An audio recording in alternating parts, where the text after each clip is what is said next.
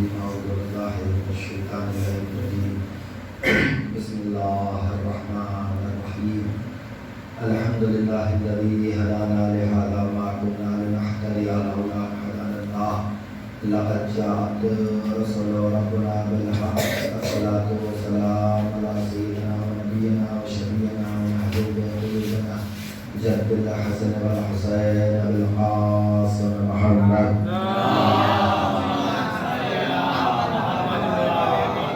وآله الطيبين الطاهرين المعصومين المظلومين ولعنة الله على أعدائهم أجمعين.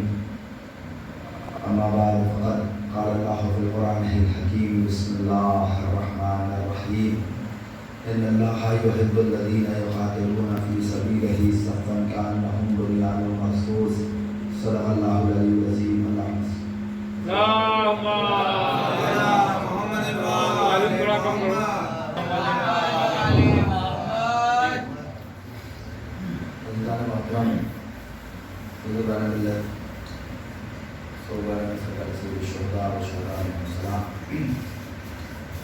تقریباً آپ کے درمیان یہ چوتھا موقع ہے کہ مجھے اختیار کرنے میں شرف حاصل ہو رہا ہے اور یقیناً آپ صرف ان دنوں سے مجھے برداشت کر رہے ہیں اور برداشت اس لیے کہ عام مزاج کی گفتگو آپ کے درمیان نہیں کرنے کی کوشش کر رہا ہوں. گفتگو وہی ہو رہی ہے کہ جو میں نے کوشش کی نہ کہ اس عنوان سے جس عنوان سے امید کی جا رہی ہے عزیزان محترم.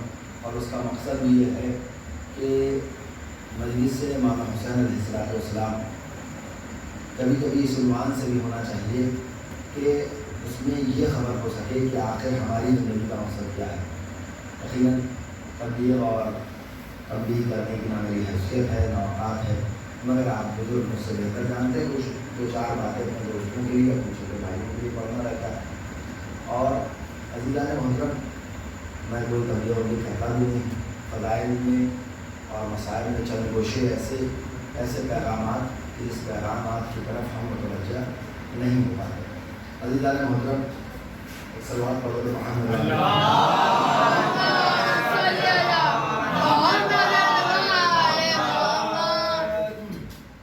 پچھلی مجلسوں میں جو تذکرہ ہو رہا تھا لشکر حسینی کے فضائل و مسائل بیان کیے جا رہے تھے اس آیت کی روشنی میں کہ پروردگارہ ان لوگوں کو دوست رکھتا ہے جو خدا کی راہ میں قتال کرتے ہیں سیسا پلائی ہوئی دیوار کے مانند سب بسب. عزیزان محترم تاریخ اسلام میں بہت سے لشکر دیکھے گئے، بہت سی جنگیں دیکھی گئی، مگر نہ کوئی لشکر امام حسین کے لشکر جیسا ہو سکا، نہ کوئی بھی جنگ کربلا جیسی جنگ ہو سکی. عزیزان محترم کسی بھی جنگ میں قتل ہونے والا جو قتل کر دیا جاتا ہے مقتول کو ہی شکست شدہ مانا جاتا ہے کہ وہ ہار چکا ہے. مگر عزیزان محترم یہ کائنات کی تنہا جگہ ہے کہ جہاں قتل ہونے والے کے نام ہی فتح کا صحرا. کیا کہیں قتل ہونے والے کے نام ہی فتح کا صحرا ہے. اور تاریخ شاہد ہے کہ جو قتل ہو گیا وہ آج بھی زندہ ہے، اس کا نام ہر گھر میں لیا جاتا اور جس نے قتل کیا تھا وہ کہیں دکھائی نہیں دیتا.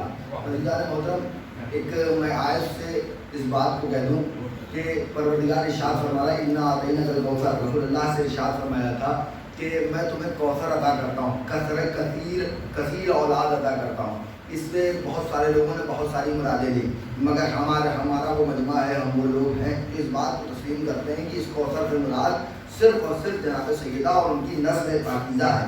عزیزان محترم میں یہ کہہ رہا تھا کہ بہت سارے لوگ ختم ہو گئے، مگر خدا جس کو باقی رکھنا چاہتا ہے وہ قتل ہونے کے باوجود باقی رہتا ہے. ایک مثال پیش کر دوں، یزید کے تقریباً 11 اولادیں کربلا میں جب کربلا کی جنگ ہو رہی تھی، کچھ روایتوں میں ہے کہ 11 بچے تھے، کچھ روایتوں میں ہے کہ 11 بیٹے اور 9 بیٹیاں تھیں، تقریباً 20 اولاد ہونے کے باوجود. اور امام حسین کے 3 بیٹے تھے امام حسین کے اور 3 بیٹیاں تھیں. تاریخ نے لکھا کربلا کے عاشور کے دن 2 بیٹے قتل کر دیے گئے، صرف ایک سید الساجدین باقی تھے.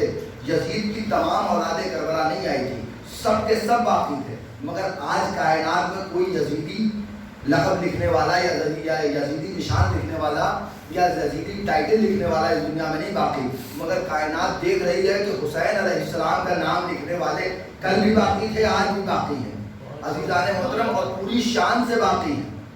آپ آیت اللہ سیستانی کی تبلیغ کرتے ہو، وہ بھی انہی کی نسل سے ہیں۔ اپنے آپ کو اللہ سید علی الحسینی سیستانی یا سید علی الحسینی خامنائی، یہ تمام انہی نسلوں سے آتے ہیں، اور دیگر ائمہ علیہم الصلوۃ والسلام۔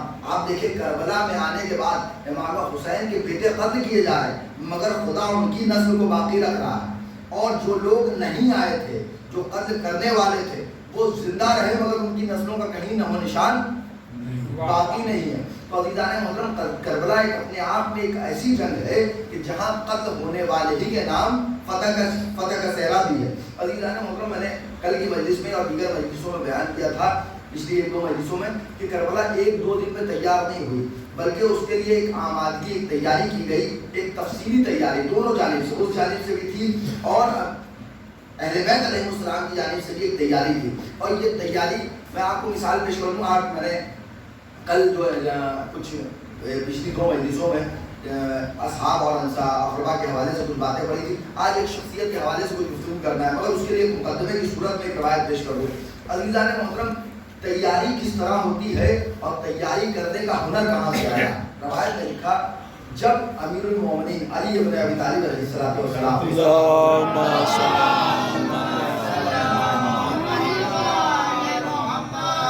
تاریخ نے لکھا، بہت دلچسپ واقعہ، میرا پسندیدہ واقعہ جو میں آپ کے سامنے بیان کر رہا ہوں، آپ سب نے شاید سن بھی رکھا ہو۔ تاریخ نے لکھا قریب 10 یا 11 برس کی عمر ہے مولا کائنات کی، مولا علی کی عمر 9 یا 10 11 برس کی عمر ہے، اس سے زیادہ کی عمر نہیں ہے۔ ثاقبہ نے اس روایت کو لکھا، اور دیگر بہت ساری مشہور کتابوں میں یہ روایت ہے۔ اب عمر میں اختلاف ہے کہ 9 برس کی عمر ہے کہ 10 برس کی عمر ہے کہ 11 برس، مگر اسی کے ارد گرد 9-10 برس کی عمر ہے امام علی ابن ابی طالب علیہ السلام کی۔ ایک دن جناب ابو طالب نے امیر المومنین کے ہاتھوں کو تھاما اور ساتھ لے کر چلے، کہا۔ ایک مرتبہ جاتے ہوئے فرزند نے سوال کیا، بابا ہم کہاں جا رہے ہیں؟ ایک مرتبہ امیر المومنین کے والد محترم حضرت عمران جناب ابو طالب علیہ السلام ارشاد فرماتے ہیں، بیٹا ہم کشتی کے میدان جا رہے ہیں، کشتی کے میدان جا رہے ہیں۔ مولا نے ایک جملہ کہا، بابا ہم کشتیاں تو نہیں لڑتے، ہم کشتی تو نہیں لڑتے۔ ایک مرتبہ جناب ابو طالب نے کہا، ہمیں پتہ ہے کہ ہم کشتیاں نہیں لڑتے، یہاں کشتی لڑنے کا مقصد نہیں، یہاں مقصد ہے کہ میں تمہارے خوف کو، تمہاری شجاعت کو دنیا کو دکھا دوں، میں تمہاری شجاعت کو دنیا کو دکھا دوں۔ عزیزان محترم، امیر المومنین کو لے کر کشتی کے میدان میں ہے، اور تاریخ نے لکھا کہ مولا سے کہا کہ تمہیں یہاں کچھ لوگوں سے کشتی لڑنا ہے تاکہ تمہارا خوف، تمہاری شجاعت کا جوہر ہر ایک دیکھ لے، اور اس کے بعد تمہارے وجود سے اتنا خوف ہو کہ تمہارے رہتے ہوئے میرے محمد کی کوئی احترام میں اہانت نہ کر سکے، تمہارے ہوتے ہوئے میرے محمد کے احترام میں کوئی اہانت نہ کر سکے۔ ایک مرتبہ میرے مولا نے کہا، جو کچھ بھی کرنا ہے پھر آج ہی کے دن تمام ہو جائے۔ ایک مرتبہ جناب ابو طالب نے کہا، دیکھو ابتدا فوراً بڑے سے نہیں ہو سکتی، مگر شروعات دھیرے دھیرے کرنی ہوگی، تمہاری عمر کے لوگ آئیں گے، اس کے بعد لوگ آئیں گے، اس کے بعد لوگ آئیں گے۔ عزیزان محترم، تاریخ نے لکھا، چند گھنٹوں میں یا چند جو تھوڑا بہت وقت گزرا، امیر المومنین نے اپنے عمر کے لوگوں سے شروع کیا، اپنے عمر کے بچوں سے شروع کیا، اور آخر تک اس اکھاڑے یا میدان میں جو کہا جائے کہ اس مقابلے میں کوئی ایسا نہیں باقی رہا کہ جو امیر المومنین کے ہاتھوں زیر نہ ہو سکا۔ عزیزان محترم، یہ سیرت تھی جناب ابو طالب کی، جس پہ عمل آج امیر المومنین نے کہا۔ ایک جملہ کہنا چاہتا ہوں، ایک سوال ہے، آپ اپنے 10-11 برس کے بچے کو چوراہے تک، روڈ تک، سڑک تک نہیں اکیلا بھیجنا چاہتے، مگر سوال کیجئے، ایک مرتبہ امیر المومنین نے بھی اسی سیرت پہ عمل کیا۔ تاریخ نے لکھا کہ اپنے 11 برس کے بچے کو ایک جنگ پہ لے کر جا رہے ہیں۔ سوال کیا جائے، مولا آخر 11 برس کے بچے کو جنگ میں لے جانے کی کیا وجہ ہے؟ عجب نہیں، میرا مولا آواز دے کہ دیکھو یہ سیرت میری نہیں بلکہ میرے باپ کی ہے، انہوں نے چاہا کہ میرے خوف سے دنیا اس طرح مرعوب ہو جائے کہ میرے وجود سے کوئی محمد کی احانت نہ کر سکے۔ آج میں اپنے فرزند عباس کے خوف سے دنیا کو اس طرح مرعوب کرنا چاہتا ہوں کہ اگر وہ خط بھی کھینچ کے چلا جائے تو کسی کے اندر جرأت نہ ہو۔ کیا کہنا ہے؟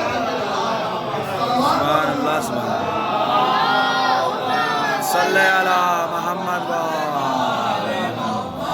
ایک نعرہ خاص ہے، عباس ہے، عباس ہے، ایک نعرہ خاص ہے، عباس ہے، عباس ہے، ہم سب کے دل کی अल्फ के दिल की आस है, नारे हैदरी। अजीज़ान मोहतरम, आपने गौर किया ये जो सीरत है जनाब अबू तालिब की कि मैं ऐसे हालात पैदा करूँ, मैं अपने बेटे का खौफ इस तरह भर दूँ कि दुनिया की नज़र में कि जब वो मौजूद रहे तो उसके सामने कोई मोहम्मद की अहानत ना करे। और उसी सीरत पे अमल किया अमीरुल मोमिनीन ने कि मैं आज अब्बास के खौफ को इस तरह लोगों के दिलों में उतार देना चाहता हूँ कि उसके रहते हुए किसी के अंदर जरूरत ना हो कि कोई उसके मोहम्मद यानी हुसैन अलैहिस्सलाम की अहानत कर सके। और तारीख ने लिखा क्या खूब खौफ भी पैदा किया है। जनाबे अब्बास की उम्र 11 बरस की, और क्या कुछ रिवायतों में 13 बरस लिखा गया। जरा सोचिए 11 बरस और 13 बरस कोई बहुत बड़ी उम्र नहीं होती। और ये यकीनन आप अपने बच्चे को चौराहा सर पार कराने के लिए नहीं भेज सकते तनहा, और इमाम अली अलैहिस्सलाम ने जंग के मैदान में भेजा। अच्छा, इस बात को भी लोग गौर करिए, आपने बहुत बार गाजी अब्बास की जंग को सुना होगा, मगर जरा गौर करें, मौला की उम्र ज्यादा से ज्यादा 13 बरस लिखी गई, कम से कम 11 बरस की लिखी गई। मगर तारीख ने लिखा कि जब मौला अब्बास जा रहे थे तो चेहरे पे एक नकाब था, और उस नकाब का असर ये था कि जब वो जंग करने पहुंचे तो हर एक ये कह रहा था कि अली जंग करने के लिए आए। मैं इस तरह मुतवज्जा कराना चाह रहा हूँ कि सिफ़ीन में अमीरुल मोमिनीन की उम्र है 63 बरस और गाजी अब्बास की उम्र है 11 बरस। अल्लाह अकबर, न जाने किस तरह शजाअत और जंग का अंदाज 11 वर्ष की उम्र में अली से मिल रहा है कि दुनिया ये कहने पे मजबूर हो गई कि अली लड़ रहे हैं या अब्बास लड़ रहे हैं। और खुद अमीरुल मोमिनीन को चेहरे से आके नकाब पलट के कहना पड़ा, हाजा कमर बनी हाशिम, ये बनी हाशिम का चांद है। अज़ीज़ान मोहतरम, ये बनी हाशिम का चांद है। गौर करें, एक जुमला और कहना चाहता हूँ, गाजी अब्बास यूं ही पहुंचे होंगे तो यूं ही नहीं शोर हुआ होगा कि अली लड़ रहे हैं। कुछ तो ऐसा देखा होगा, कुछ लड़ने का अंदाज में मुशाबिहत होगी, कुछ लबो लहजे में मुशाबिहत होगी, कुछ लिबास में भी मुशाबिहत होगी। मैं एक तारीख का एक कदीम वाक़या पेश करूँगा। आपने सुना होगा एक अब्बास और मशहूर हुए, वो कोई और नहीं रसूलुल्लाह के सगे चचा हैं, जनाब अब्बास रसूलुल्लाह के चचा हैं। एक दिन अमीरुल मोमिनीन के पास आए और आने के बाद कहते हैं कि मुझे मोहम्मद का तड़का मेरे सुपुर्द कर दो, मेरे सुपुर्द मोहम्मद का तड़का। वो मोहम्मद कह रहे थे क्योंकि उनके भतीजे हैं, दरहाले कि उनको भी हक नहीं, क्योंकि खुदा कह चुका है ममा मोहम्मद इल्ला रसूल, मोहम्मद कोई नहीं सिवाय इसके के रसूल के। मगर वो ये कह रहे थे, तारीख ने लिखा है कि मोहम्मद का तड़का मुझे दे दो। अज़ीज़ान मोहतरम, एक मरतबा अमीरुल मोमिनीन ने रसूलुल्लाह की तलवार भी सामने रख दी, ज़रा भी सामने रख दिया, अमामा भी सामने रख दिया, चचा आप चाहें तो इस्तेमाल कर लें। तारीख ने यही लिखा, अमामा उठाना चाहा मगर उठ ना सका, ज़रा से उठानी चाहिए मगर उठ ना सकी, तलवार उठानी चाहा मगर उठ ना सकी। एक मरतबा ताज्जुब से पूछते हैं तो अमीरुल मोमिनीन ने कहा, ये मोहम्मद अलैहिस्सलाम का तड़का है, ये नबी का तड़का है, मासूम का तड़का सिर्फ मासूम इस्तेमाल कर सकता है। अल्लाह जाने गाजी अब्बास कौन सा लिबास पहन के गए थे, कौन सा मामा पहन के गए थे, कौन सी जरा पहन के गए थे कि कूफे और शाम वाले के इस बात पे मशहूर थे कि 11 बरस का बच्चा अब्बास आया है या 63 बरस के अमीरुल मोमिनीन अली इब्न अबी तालिब आया है। एक सलावत पढ़ो।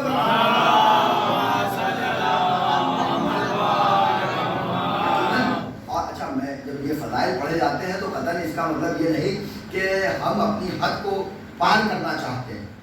एक जुमला है अब्दुल्ला जवादी आमली साहब का, बहुत बुजुर्ग आलिम दीन है, उनका जुमला है कि अंबिया मासबा वो इस्मत सुगरा पर हैं और मासूमीन अलैहिस्सलाम इस्मत कुबरा पर हैं।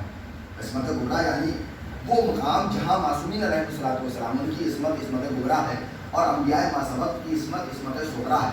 कहा मगर कुछ ऐसी शख्सियतें हैं जो कुछ इस्मत सुगरा से ज़्यादा है और इस्मत कुबरा के करीब है, और उनमें जो 2-3 नाम मशहूर है वो जनाब ज़ैनब सलामुल्लाह अलैहा, गाजी अब्दुल फजील अब्बास।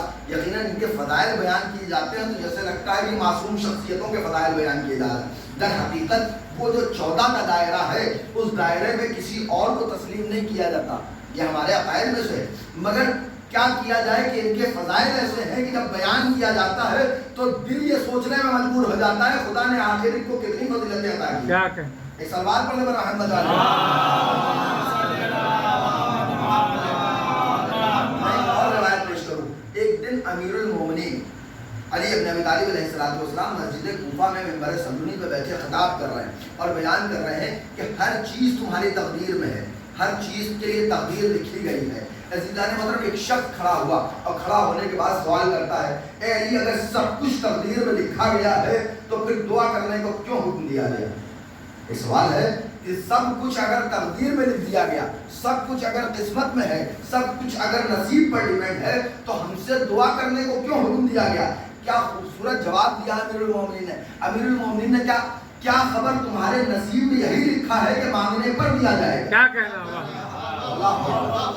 اس نے سوال کیا جب سب کچھ تقدیر میں ہے تو پھر مانگنے کو کیوں کہا گیا؟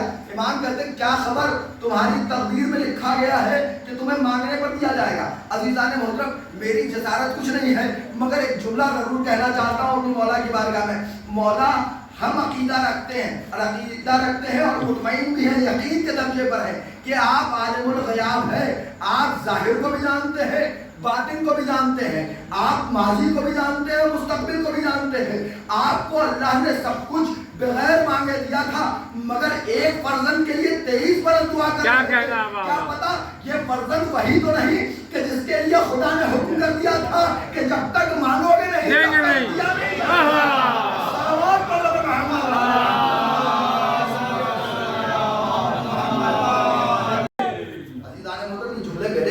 مولا نے جو بیان کیا اسی جملے کے ارد گرد میں نے لفظوں کو رکھ کر آپ کے سامنے پیش کیا۔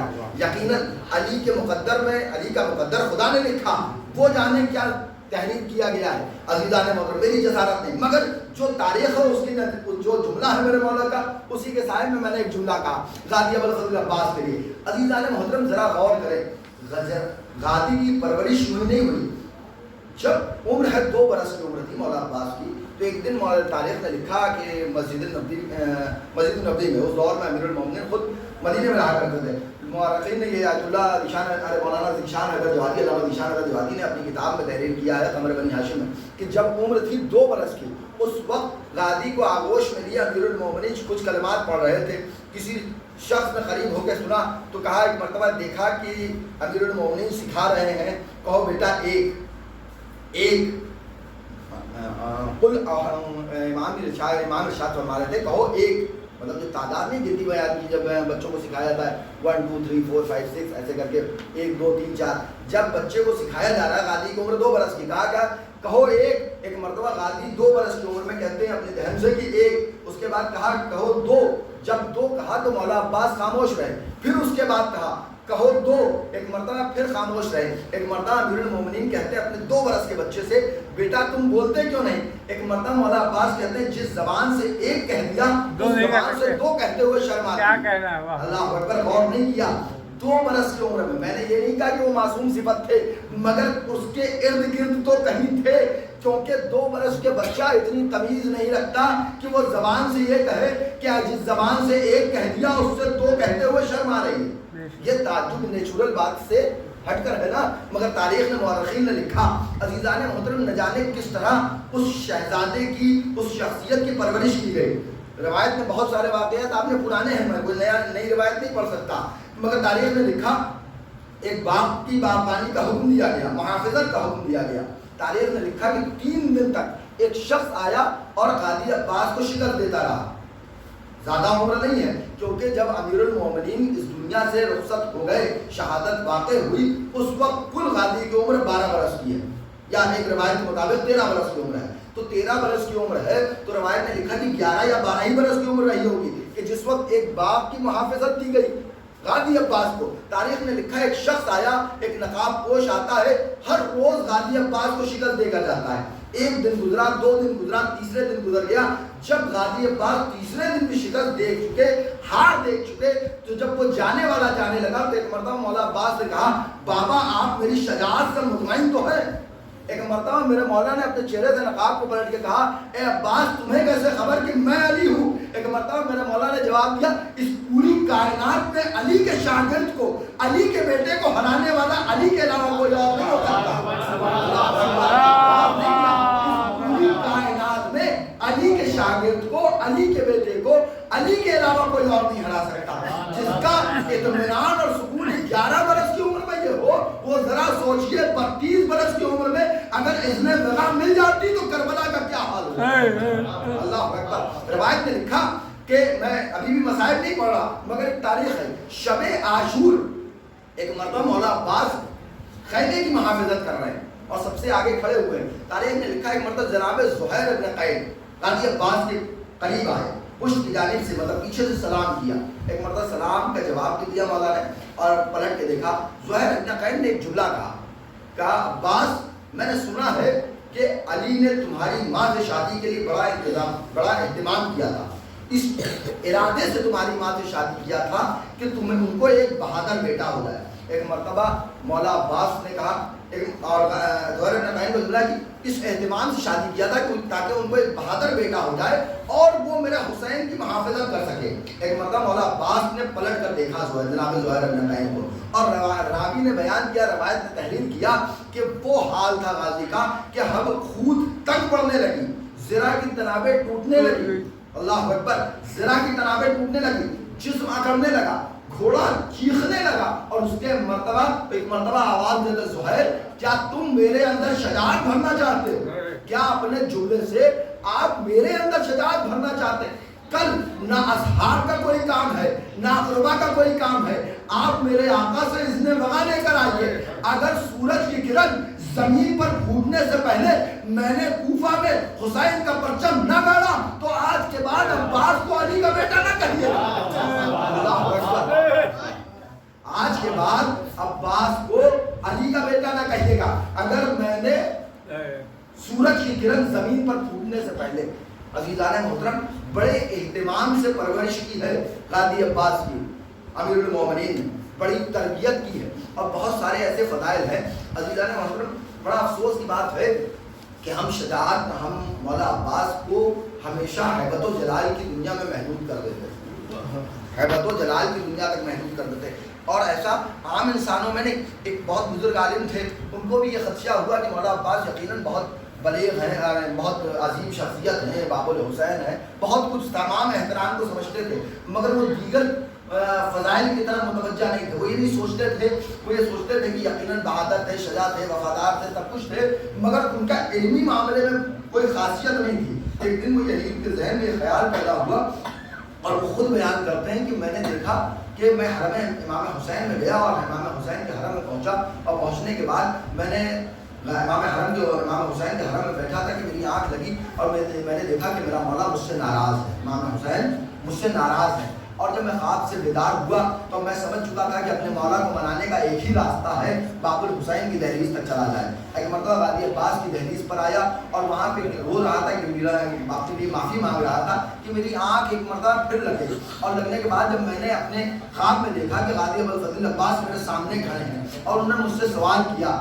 اے عالم تو یہ بتا تو نے یہ تمام علم کس سے حاصل کیے, تو اپنے علم پہ فخر کرتا ہے, تو نے اپنے علم کس سے حاصل کیے؟ ایک مرتبہ وہ عالم کہتے ہیں کہ میں نے بیان کرنا شروع کیا کہ میں نے علم فقہ فلاں عالم سے سیکھا, میں نے علم رجال فلاں عالم سے سیکھا, میں نے علم تاریخ فلاں عالم سے سیکھا. تمام علموں کا نام لے رہے تھے اور تمام اس اساتذ کا نام لے رہے تھے. ایک مرتبہ مولا عباس نے بیان کیا تیرے استاد ایک طرف, اب میرے استاد کا نام سن لے. میرے استاد کا نام حسین ابن علی ہے, حسن ابن علی ہے, علی ابن ابی طالب ہے. اب فیصلہ تو کر لے, تیرے استاد تجھے عالم بنا سکتے ہیں, میرے استاد نے مجھے کیا نہ بنایا ہوگا. اللہ اکبر. میرے اساتذہ نے مجھے کیا نہ بنایا ہوگا. عزیزان محترم, بڑی عظیم شخصیت ہیں. ہم افسوس کی بات اتنے ہیبت و جلال کی دنیا تک محدود کر دیا گیا. تاریخ قاضی عباس کا شجاع ہونا, بہادر ہونا اور صاحب جلال ہونا یہ کمال نہیں تھا. قاضی عباس کا کمال یہ تھا کہ امام کا حکم تھا اور ایک حکم کے اوپر تلوار کے 2 ٹکڑے کر دیے. اپنی تلوار سے کسی کے 2 ٹکڑے کرنا یہ شجاعت ہے, یا تلوار ہاتھوں میں ہوتے ہوئے تلوار کے 2 ٹکڑے کر دیا جائے یہ شجاعت اور یہ استقامت. فیصلہ عزیزان محترم, بہت سے ایسے فضائل ہیں کہ جس فضائل کی طرف انسان متوجہ نہیں ہوتا مگر قاضی عباس کے باب میں بہت بیش قیمتی کئی امام کئی ائمہ کی جانب سے بہت سارے فرامین, بہت سارے احادیث ہیں. خود امام سجاد علیہ السلام ارشاد فرماتے ہیں روز محشر دنیا میرے چچا کے قد کو دیکھے گی, میرے چچا کے قد کو مطلب ان کے رتبے کو دیکھے گی تو تمام اہل محشر رشک کریں گے, تمام شہداء رشک کریں گے, کاش یہ مقام ہمارا ہوتا. عزیزان محترم بہت ساری انفرادیت کے فضائل ہیں مولا کے، ان میں سے ایک باب اور ہے، یہ آیت اللہ ذیشان حضرت جوادی نے بھی، علامہ ذیشان حضرت جوادی صاحب نے بھی اس بات کو نقل کیا، دیگر علماء نے بھی اس بات کو نقل کیا ہے کہ بہت ساری فضیلت ہے امام علیہ السلام نے اپنے ہاتھوں سے کئی معصوم کو دفن کیا اور غیر معصوم کو بھی دفن کیا، مگر کبھی بھی کسی معصوم کو کسی غیر معصوم نے نہیں دفن کیا۔ مگر غازی عباس کی منفرد فضیلت یہ ہے کہ امام حسن علیہ السلام نے وصیت میں کہا تھا حسین میرے بھائی عباس کو تغسیل میں شامل رکھنا، تغسیل و تکفین میں اپنے ساتھ شامل رکھنا۔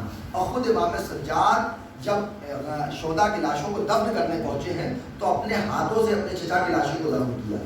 عزیزان محترم غازی عباس کی وہ شخصیت ہے کہ جنہوں نے اپنے ہاتھوں سے ایک معصوم کے تغسیل و تکفین میں شرکت کی ہے اور خود کو بھی تدفین جو کیا ہے وہ امام سجاد علیہ السلام نے۔ اور افسوس کی بات کہ ہم لفظ تغسیل نہیں کہہ سکتے۔ اللہ اکبر۔ عزیزان محترم روایت ہے کہ جب امام زمانہ ظہور کریں گے تو اس کے بعد کربلا پہنچیں گے تو ایک ندا بلند کریں گے، اے وہ لوگ کہ جن کی حسرتیں جن کی آرزوئیں دل میں رہ گئی وہ لوگ کہاں ہیں؟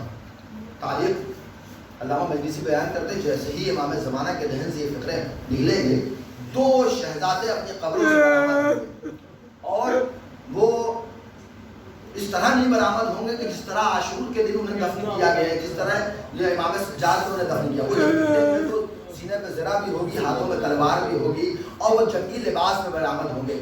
ایک شہزادے کا نام جناب اکبر ہے، ایک امام حسین کا شہزادہ، ایک علی ابن ابی طالب جناب عباس علیہ السلام۔ عزیزان محترم تاریخ نے لکھا یہ 2 شخصیتیں اپنی قبروں سے برآمد ہوں گی اور امام کے اتباع میں امام کے پاس شریک ہوں گی، اور اس وقت امام زمانہ پوری کائنات سے خطاب کریں گے کہ کون کہہ رہا تھا کہ میرا حسین کربلا میں میرے جد مجبور تھے، یہ دونوں ہی جنگ جیتنے کے لیے کافی تھے، یہ دونوں ہی جنگ فتح کرنے کے لیے یعنی ان تمام کو فنار کرنے کے لیے کافی تھے۔ عزیزان محترم جو شخصیت میں نے ابھی جملہ کہا کہ مولا عباس کو تغسیل و تکفین میں امام حسن نے شریک رکھا اپنے ساتھ، مگر افسوس کی بات اور ان کو بھی مولا عباس کو بھی دفن ایک معصوم نے اپنے ہاتھوں سے کیا، مگر کس طرح کیا آپ محسوس کریں گے۔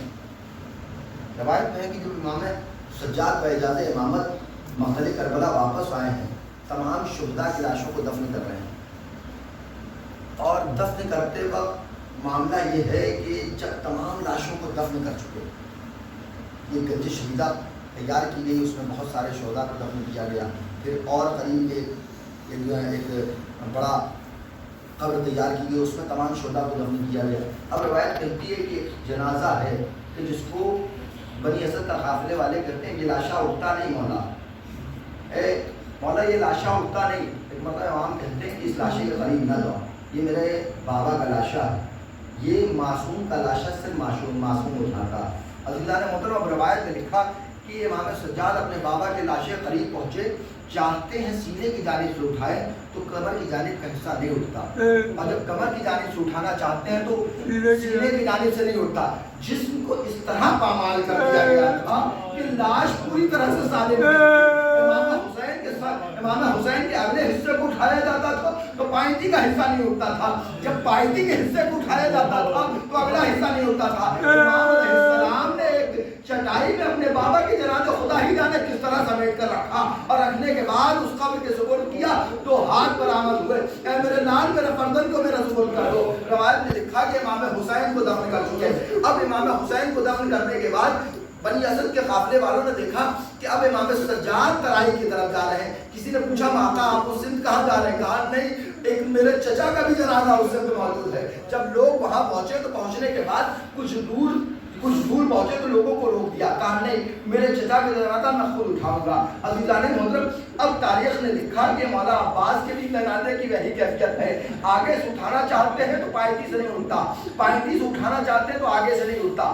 عزیزان محترم تمام شہداء کے جنازے کو جس کا بھی لاشا کربلا میں پامال کیا گیا ہے یا جس کے لاشے کو ٹکڑے ٹکڑے کیا گیا ہے اسے زندگی کے بعد کیا گیا ہے، غازی عباس تو تنہا شہید ہے کہ جن کے جسم کو ٹکڑے ٹکڑے کرنے کی کوشش کی گئی ہے ان کی زندگی میں. جب امام حسین وقت اخیر جب مولا عباس نے آواز بلند کی ہے، صاحب علامہ محمد مہدی مانزرانی لکھتے ہیں کہ جب غازی عباس نے صدا بلند کی ہے، امام حسین مقتل کی طرف دوڑے ہیں اور جب پہنچے ہیں ایک دو نہیں بلکہ 200 لوگ تھے جو غازی عباس کے زندہ جسم کو کاٹنے کی کوشش کر رہے تھے.